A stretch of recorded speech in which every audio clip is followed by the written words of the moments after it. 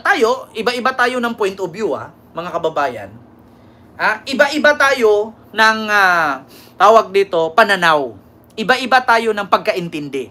Basta para sa akin, yung sabi ni Boyeng Rimulya, nagsalita si Boyeng Rimulya, mga kababayan, na ito, wait lang, may ads. So, why should Ito, may ads lang, mga kababayan. learn the language with either of you? We match you with the best tutor. Ito Kinumpirma ng Department of Justice na nakipag-areglo na umano sa kaso ang ilang mga kaanak ng mga nawawalang sabungero. Ang balita mula sa DOJ, hatid ni Radyo Patrol. Nako, rinig ninyo. Nasa DZMM ito. Sinabi ng DOJ na ang pamilya daw ng mga missing sabungero ay nakipag-areglo na daw. Hindi pa daw alam ng DOJ kung magkano daw ang pera ng kanilang natanggap. Actually, mga kababayan, para sa akin, bago ko ipagpatuloy, may nabayaran na nga raw, 50 million, sabi ni Dondon Patidungan. So, ngayon, mga kababayan, para sa akin na, halimbawa ako, kapatid ko, isa doon sa nawawala or kasali sa missing sabungero.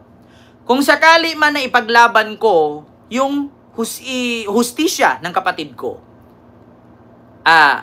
kahit naman siguro makulong ang mastermind sa pagpatay sa kapatid ko,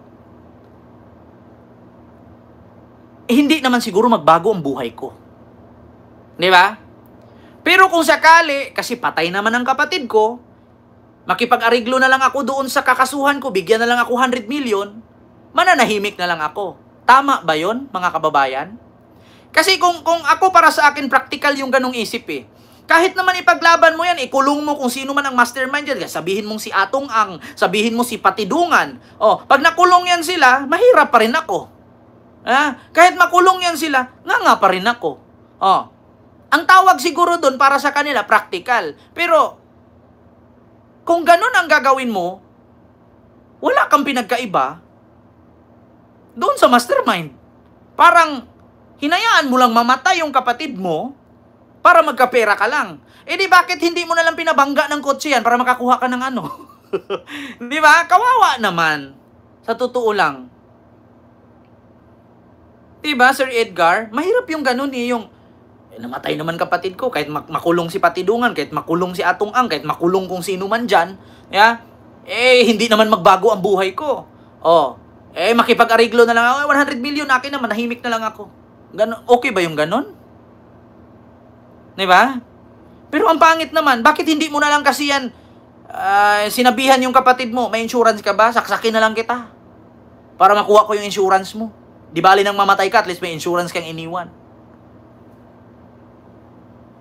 Diba? Praktikal nga. Ang problema, hindi mo naman makuha yung hustisya nung kapatid mo. Ang pangit nun, wala kang pinagkaiba doon sa mastermind. Parang pinayagan mo lang na patayin siya para magkapera ka, diba? Sa tingin mo, patutulugin ka pa kaya? Mga kababayan? Sa tingin mo, patutulugin ka pa kaya? Kasi minsan, mga kababayan, kung totoo man ito, na meron ng mga pamilya ng missing sabungero na nakipag-areglo, so, parang binastos nyo lang ang gobyerno. Kasi sa totoo lang, pasalamat nga tayo na mayroong gobyerno na handa tayong tulungan. Pero sa panahon na ang gobyerno walang pakialam, sigaw kayo ng sigaw. Ito may mga nanood man sa akin ngayon na pamilya ng missing sabungero na kung totoo man ito, sabi ni Boyeng Rimulya, nung panahon na sigaw kayo ng sigaw, hindi kayo pinakinggan ng gobyerno, halos makipagpatayan kayo sa iyak-iyak dyan, interview. Ngayon na tutulungan kayo ng gobyerno, bigla kayo tatalikod kasi nakipag-areglo. Parang binastos nyo ang gobyerno. Parang binastos nyo ang DOJ. Diba? Kasi ang hirap ng ganun ito. Call Steve. Steve.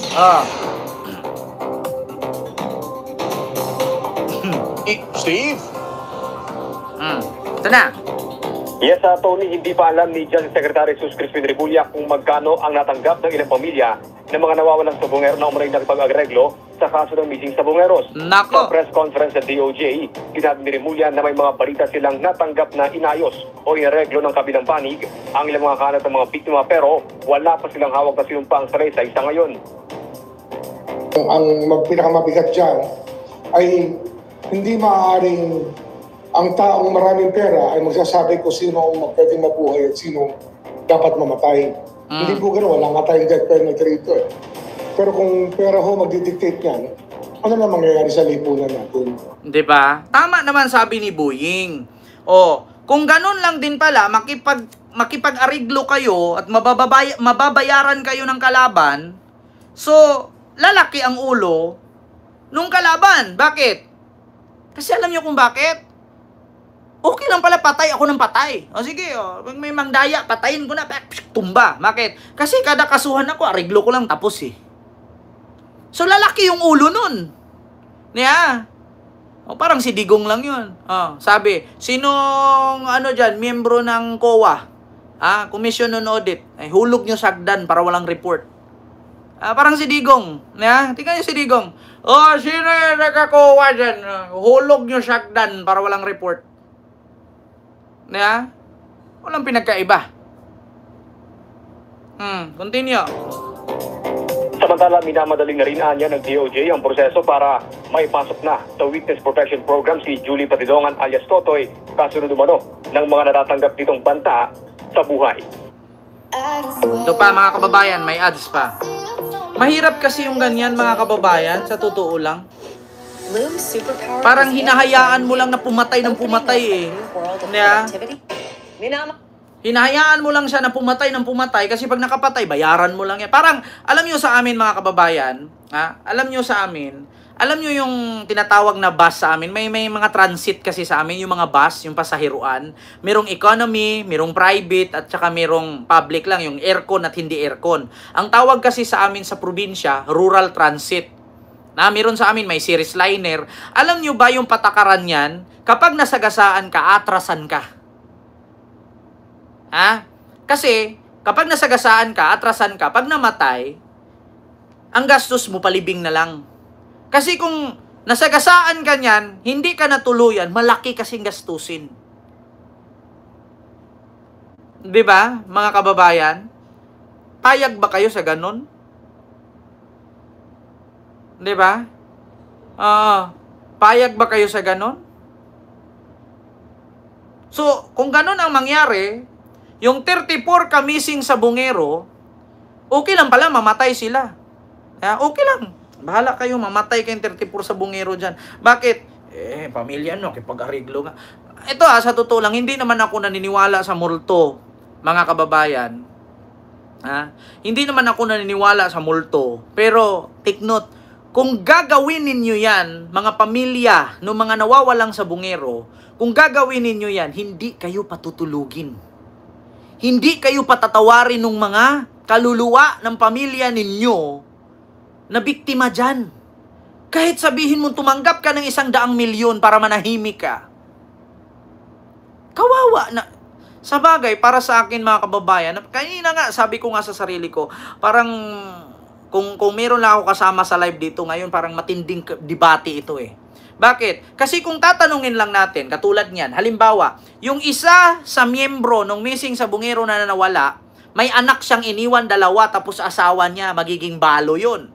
O magiging single mom yun. Yung 2 anak na naiwan, nung isang sa Bungerong nawawala. So kung ikaw papipiliin, pera o ikulong mo yung mastermind? Kung ako, para sa akin, pera. Bakit? Anong ipapakain ko dun sa 2 kong anak? Wala naman akong trabaho. Paano ako magtrabaho kung nandyan pa yung 2? Anong ipapaaral ko dyan? Malamang sa malamang, ang pipiliin ko dyan, pera. Hindi yung ikulong. Kasi kung ikulong ko man yung mastermind sa pagpatay sa asawa ko, mahirap pa rin ang buhay ko. Diba? Alam nyo, sa totoo lang, kung kayo din ang nasa sitwasyon, Ma'am Arlene Pabular Hilo po, kung kayo ang nasa sitwasyon ng mga pamilya doon sa missing sa Bungero, unat sa poll, ang pipiliin niya pera talaga. Kasi bakit? Ipakulong mo yung mastermind. Kahit makulong yun, mahirap ka pa rin. Pero kung tanggapin mo pera, hindi siya nakulong, okay lang. At least, may pera ako. Ang problema kasi ngayon, bakit sumigaw-sigaw pa kayo ng hustisya kung magpapa-ariglo lang din naman kayo? Hindi ba kayo nahihinga? Kawawa naman yun. Ay, naku, hindi ka patutulugin ng kaluluwa ng asawa mo kung ganun. Kung totoo man yan. Di ba? Parang kinampihan mo pa yung mastermind. Para ka lang kumuha ng St. Peter Life Plan na ipagdasal mong mamatay para may makuha kang di ba? Pensyon. Para kang nag-asawa ng niyan, sundalo. Ipagdasal mo, sana matama ng granada yan doon sa gera. Bakit? Pag namatayan sa akin, masahod. Yeah. Pero alam niyo sa totoo lang mga kababayan, nag-iiyak-iyakan pa sila, di ba? Ma'am Lily Tonini, may pasigaw-sigaw pa kay hustisya. Hindi ko talaga tanggap. Tapos magpapareglo kayo. Kung ako DOJ, bitawan ko na kayo. Hindi ko na kayo tulungan, bahala kay buhay ninyo. Madali na ng Justice Department ang proseso para maipasok sa Witness Protection Program ang missing sabongero whistleblower na si Dondon Patidongan.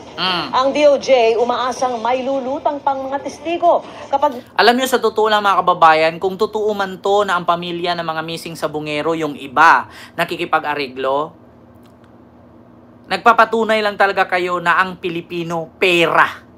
Mukhang pera. Hindi ko naman nila lahat. Nagpapatunay lang talaga na money is root of all evil. Kawawa naman si Patidungan. Kung ako kay Patidungan dito, manabla na lang din ako. Papatayin ko na lang din yung pamilyang tinulungan ko. Kasi bakit? Kasi pag bumaliktad lahat ito nakipag-areglo, patay si Patidungan. Kaya ang gagawin ni Patidungan ito ngayon, patay kayong mga pamilya ng sabungero. Kasi babalikan kayo ni Patidungan. Tandaan niyo si Patidungan. Matapang. Damay-damay na yan. Makukulong si Patidungan eh. Mananabla yan. Diba? Imbes na maligtas kayo, makulong ang mastermind. Kung ako kay Patidungan, kung may narinig akong ganyan missing sa bungero, pamilya, nakipag-areglo, babalikan kayo niyan. Diba? Nasa korte na ang mga kaso. Nakatutok Ma'am Arlene, salamat po. Tiniyak ni Justice Secretary Jesus Crispin Remulla ang seguridad ni missing sabongero whistle. Kasi sa totoo lang tama po itong sabi ni Marilyn de la Cruz. Ang nasa isipan siguro ng kamag-anak ng mga biktima ay kahit makulong ang pumatay, hindi na mabubuhay ang kamag-anak nila. Parang may ganun din. May point ka din po, ma'am. Di ba? Continue natin. Lower Dondon Patidongan. Kasunod ng mga sumbong nitong may kahina-hinalang umaaligid sa kanyang tinutuluyan. Pero ibang usapan anya kung nasa ilalim na si Patidongan sa Witness Protection Program. Inaayos pa yan sa ngayon. We want to hurry up the process para may special funding na pwedeng pumasok. Para siya naman ay mabantayan pa ng husto na dedicated talaga sa kanya. Ang trabaho ay siya ang bantayan. Naku po, mga kababayan. Diyos ko. Pag ganun ang gagawin ng mga missing sabongero family na makipag-areglo, hindi ko na kay content. Wala nang gana. Tinulungan na nga kayo eh. Kinontent ko na nga para makita ng tao at makamit yung hustisya ninyo. Kung ganun lang din pala, hindi ko na kay content. Si Sarah at si Digong na lang ulit-ulitin ko yung content. At least may mga bubong DDS manood sa akin. Wala rin naman. No content ka, wala rin naman kwenta. So ito na, mga kababayan. Kininam. Ito mga kababayan, sunod. Panghuli natin pag-uusapan.